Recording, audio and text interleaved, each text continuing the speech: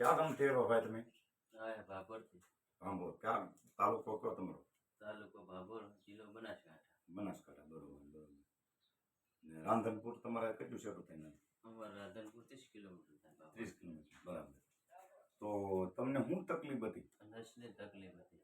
અને દવાખાને બવાખાને બધે તમે જઈ આવ્યા હતા? હા, દવાખાને રાજકોટ જતા, હમ. બધે જતા, પણ મટી નથી. નહોતું માનતા મટ્યું. કરી દર્શનની. પછી તમે અમારા માતાજીની માનતા જ કરી, વિડીયો જોઈને કરી હતી કે? બસ મન દર્શન કરવા આવશે. હમ. મટી.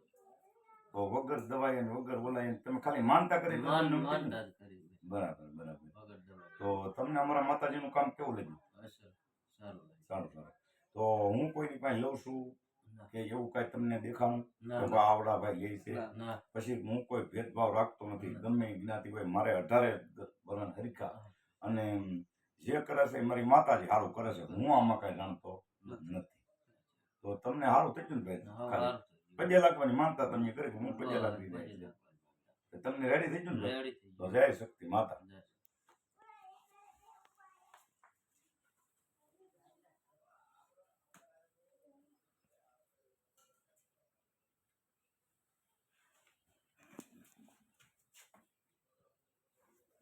શક્તિ માતા.